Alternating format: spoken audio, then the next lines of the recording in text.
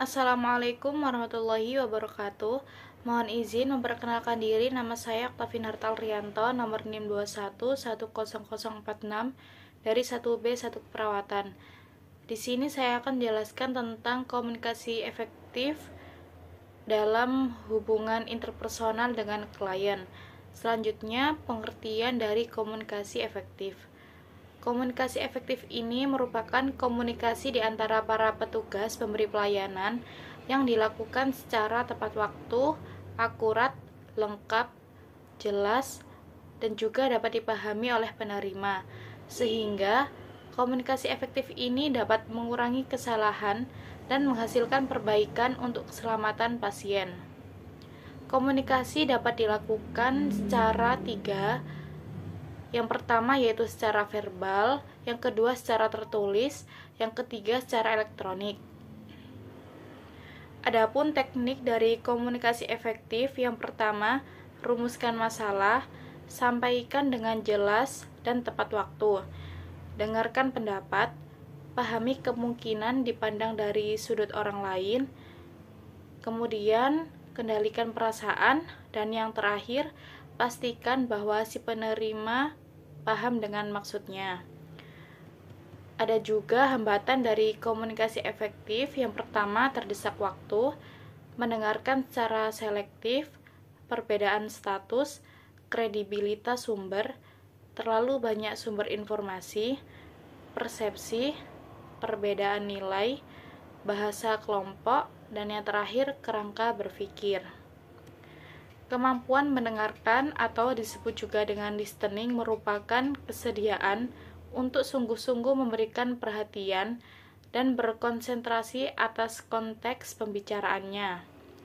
Kemampuan berbicara merupakan perpaduan kecepatan berpikir, mengolah pesan menjadi kalimat yang tepat, sehingga pesan yang disampaikan oleh sender atau pengirim dipahami oleh receiver atau disebut juga dengan penerima. Komunikasi verbal. Komunikasi verbal merupakan komunikasi yang disampaikan secara lisan. Dapat dilakukan secara langsung maupun tidak langsung, dan cepat dan jelas.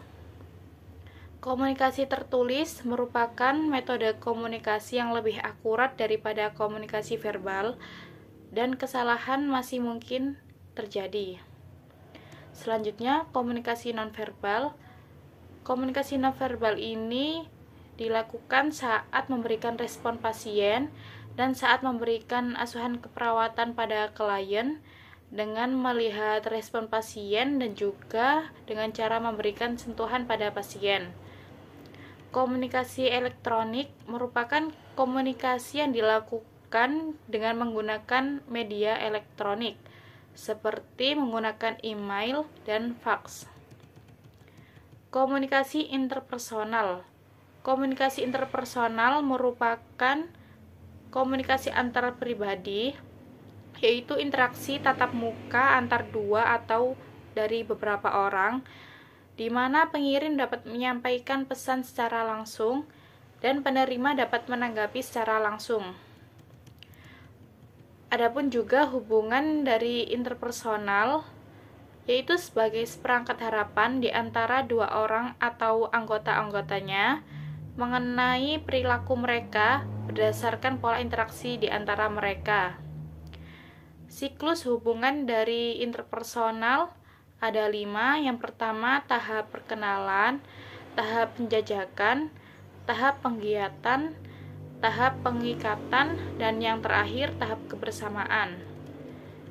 Faktor-faktor yang mempengaruhi terjadinya hubungan interpersonal ada 2, yaitu faktor internal dan juga ada yang faktor eksternal. Faktor internalnya yaitu kebutuhan untuk berinteraksi dan pengaruh perasaan.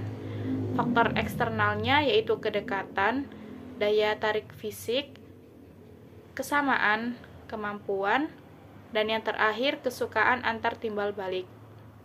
Sekian penjelasan dari saya, kurang lebihnya mohon maaf. Wassalamualaikum warahmatullahi wabarakatuh.